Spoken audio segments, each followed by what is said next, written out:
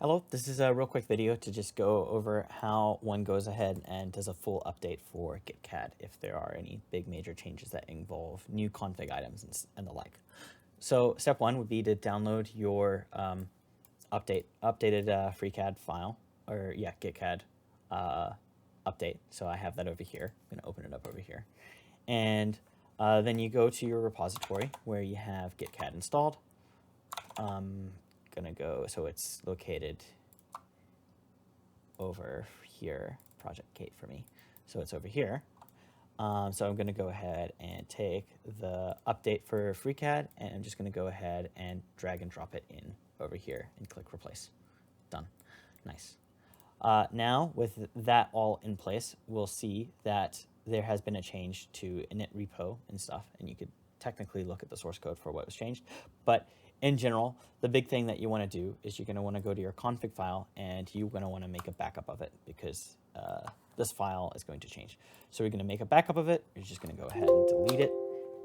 So it's just to make sure that we're going over here. So we're following the thing. So make a backup of the config file, delete the config file, and then extract the latest contents in it, which we have done all. So we're covered all the way up to step 4. And now we are going to go ahead and rerun the initialization script. So we're going to go FreeCAD user scripts init. We're going to run the initialization script. We're going to see it's created a new config file after deleting the old config file.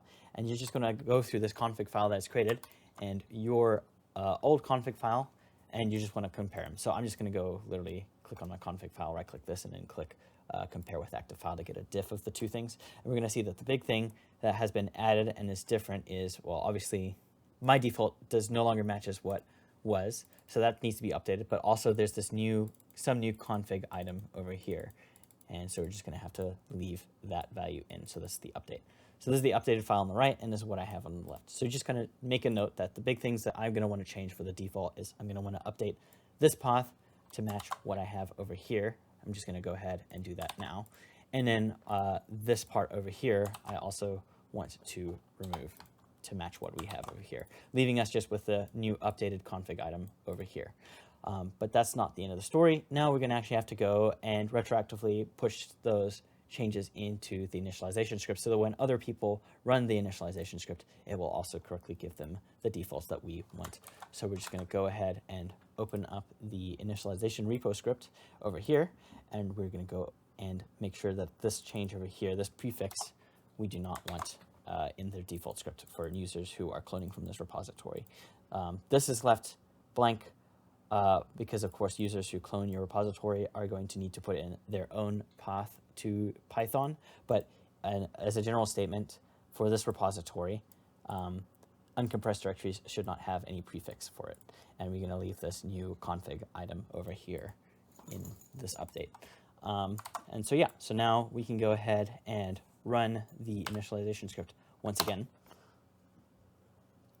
And go ahead and click yes to overwrite all of the hooks. Make sure that everything is updated. And then if anything, just clicks yes, just basically click yes. And then I do not want to re-import the data, but yeah.